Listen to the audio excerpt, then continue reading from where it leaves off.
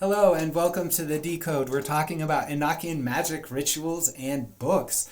If you don't know what the Dee Code is, don't know what Enochian magic is, or don't know who Dr. John Dee is, please go back to the intro talk of this lecture series. And that'll help you out make sense of this.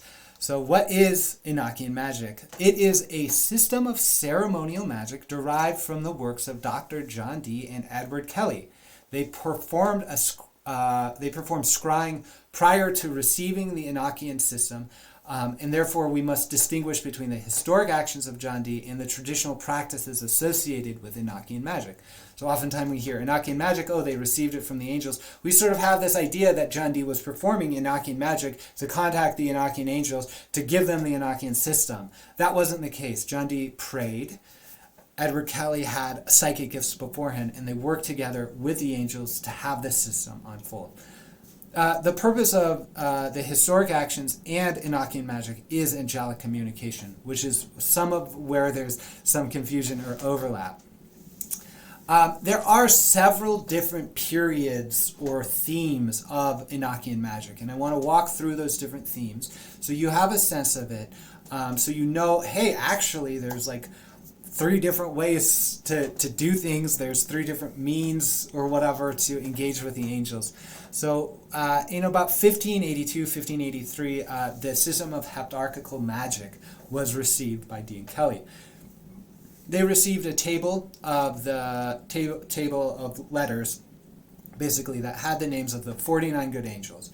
They received instruction regarding the Enochian temple furniture. That includes the Sigillum de Ameth, the Holy Lamen, the Demonic Lamen, the Ring of Pele, and the Holy Table. Here there is a deep correspondence with the 7 days and the 7 planets, which leads to correspondences throughout the system of magic in the world at the time, most notably expressed through Cornelius Agrippa's 3 books of occult philosophy. So this work, this period, is the bridge between existing magical practice and Enochian magical practice, and it offers a sort of framework for the Enochian ceremonies. The rituals associated with this period of magic are something like the Heptarchical invocations.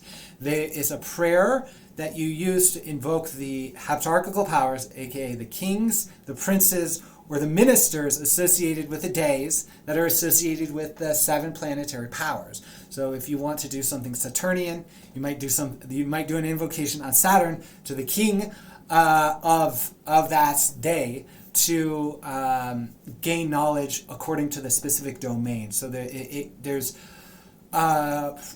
several dozen to hundreds of different angels associated with different actions in this way that you might invoke. That's how we traditionally use it. The manuscripts associated with Heptarchical magic are Sloan 3188. That's the Spirit Diaries, which are then expressed in the 5 books of mystery by Peterson.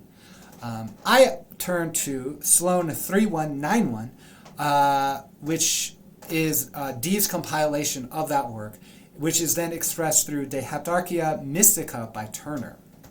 All right, next up we've got Liber Logaeth, which stands for like the book of the language of God, basically, or the God letters. At 1583. Basically, it is 96 magical grids, very complex, and received painstakingly. It's hard to read, it's hard to go through. And they are the enciphered source of the 48 calls, which are a huge part of the next phase of magic. I don't actually know how to engage with Liber Logaeth at all, but it comes through Sloan manuscript 3188, 3189, and Sloan 3198, which is the expression of the angelic keys, as well as the Cotton Appendix 1. So those are sources for you if you want to get into it. Then we get into the period of magic that is traditionally associated with Enochian magic. This is what you might think of when you think of Enochian magic, and that's around 1584. The themes involve the Table of God, like the Round Table of Knowledge, the translation of the calls, or the 48 keys, 49 calls, 48 keys. The elemental tables, which we showed you a picture of that with the Golden Dawn, but they are essential Enochian temple furniture, as well as a source of angel names and a lot of information. And we have got the calls of the 30 Aether there. This establishes, it seems like, the content for the Enochian practices. Heptarchia Mystica gives us the tools and the framework. These actually give us something to do, it seems like. That may or may not be a fair characterization. The rituals associated with the spirit of magic include rituals associated with the elemental tables, so you may want to scry the elemental tables, visiting each of the angels, seeing what they have to do. You may invoke specific ones to do specific things and things like that. We also have the calls of the Aether, which I've done through then express that in the Book of Galactic Light. This is really it's a wild ritual that that has been understood to bring about the apocalypse, but may also open the keys to heaven, or also might be an initiation of sorts.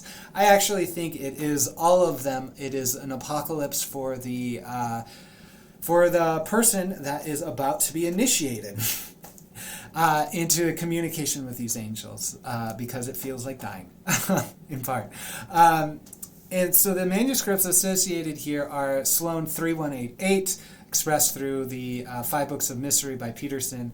Also, there's more. It's like the 5 Books of Mystery, and then there's the 6th book, and so on and so forth. So 5 Books of Mystery only take you so far with that information. Then the Sloan 3191, really, that's where we get the De Heptarchica text that we look to. That has a lot of the information. That's where I would turn to, actually, to discern what to do, because this is Dee's personal grimoire. This is also something where all of the Dee Code is actually existing. All right. So what's up with Sloan 3191? It comes about in 1584. So as you know, about 1 year after the major workings and the transmissions of the tables and the words and things like that. So Dee's had a year to summarize and organize the spirit diaries into a book form.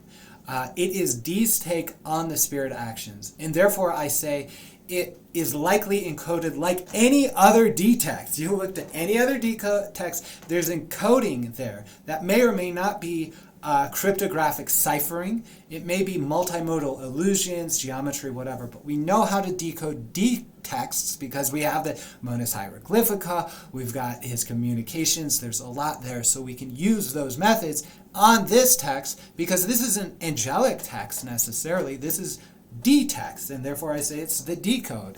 The manuscript itself has 4 books. One is 48 Angelic Keys.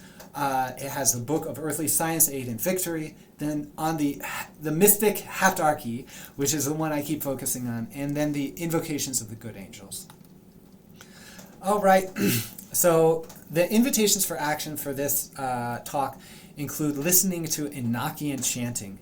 Alan Moore is a wonderful chanter, and you can get his chants at the Facebook group for Enochian/Ophanic Magic. You can also find some of the chanting by Crowley on YouTube. Jason Louv does some chanting, and I've chanted all of the Aether, the Call of the Aether, on my YouTube channel, so you can check those out. You might even want to try it. You can read some of the channeled materials. Check out Dee's Spirit Diaries, Crowley's book, The Vision and the Voice. You can check out my own book, The Book of Galactic Light, to get a flavor as to what scried or channeled material feels like.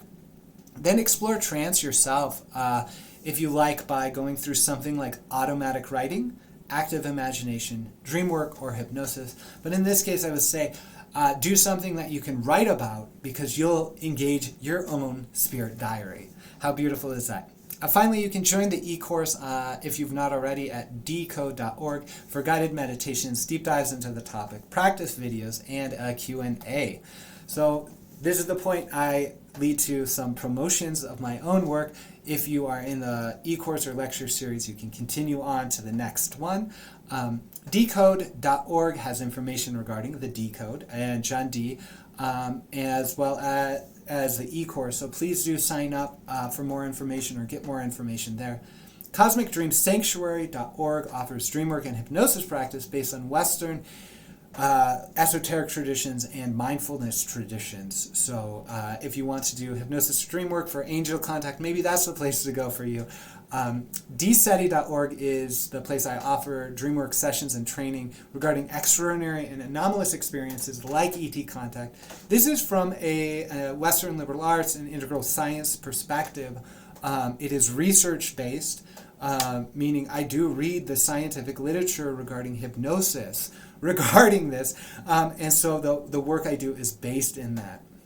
Finally, we've got DreamWell, the mobile app to help you sleep, dream, and be well. It offers mindfulness training, dream journal, and guided meditations by me, as well as experts in mindfulness and sleep. You can get there at dreamwellbewell.com or to the app or Play stores.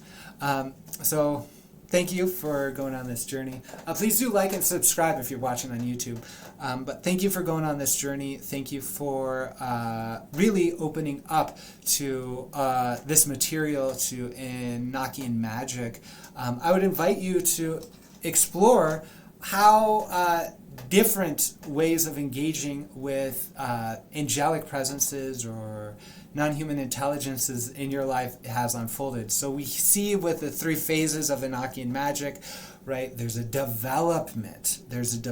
What ended up happening with Dee and Kelly is they received a lot of these words in ways that didn't make sense, and then later on they would form into tables that made more sense, and then yet another process would happen where those would be translated. Some of the time they received false information and correct information, and there's this whole journey. So I'd invite you really to consider that you yourself are on a journey. At some points in the journey, it doesn't make sense. At some points in the journey, it does make sense. I would actually put forward the notion that if the Enochian Magic rituals, the Dee Code doesn't make sense, we're just in a place of the journey that doesn't have a lot of visibility in that. But that doesn't mean it's not essentially understandable, essentially part of who we are. We might actually have to expand the definition of who we are. But in this case, I actually think that John Dee, Edward Kelly, and the sort of psychic amalgamation around there, perhaps the literary conspiracy, perhaps the entire British Empire came together in this psychic dreamlike way to express through these angels. So in this way, we might be all of them all at once expressing, and so these codes actually may not be mysterious and unknowable, but actually may be calling us to remember who we are. So perhaps you might want to use this sense of recollection or intuition in your own journey of magic. And I'm really excited to hear where that goes. So thanks for being with me today.